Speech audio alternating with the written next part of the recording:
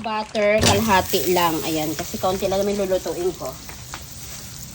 Pero kung marami kayong lulutuin, katulad mga 1 kilo, yan, pwedeng buo. Para mas masarap. So, tutunawin lang natin siya. Tapos, maglalagay tayo ng bawang. Ayan, maraming bawang to ha. Pininong bawang.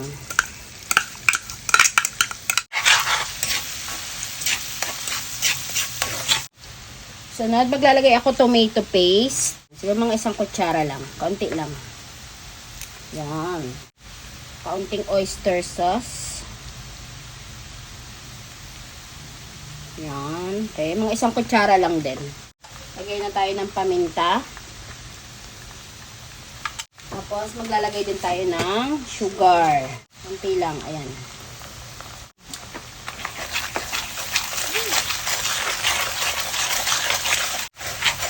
Sobrang bango. Sarap. Maglalagay na tayo dito ng Sprite. Ayan. Isang ganitong Sprite.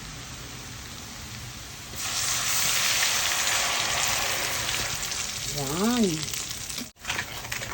Sunod dito, papakuluin natin siya. Pero, ilalagay na natin yung mais. Tsaka yung patatas.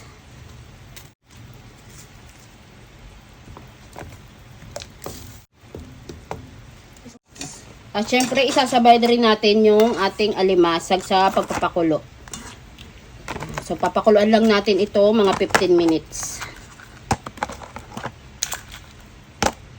Yan.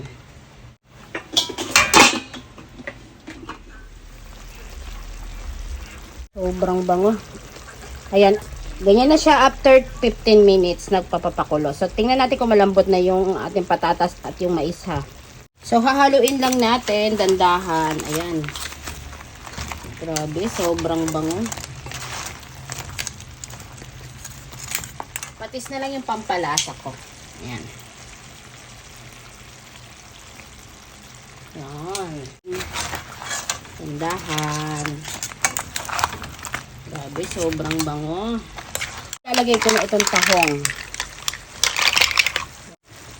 Tapos, itong hipon. Tapos, tatakpan ko lang ulit ng 5 minutes. Ayan, para ma-steam yung mga hipon at saka yung tahong. Tapos, saka natin hahaluin. 5 minutes. Pwede natin itong haluin. Para mas maluto pa siya ng maayos.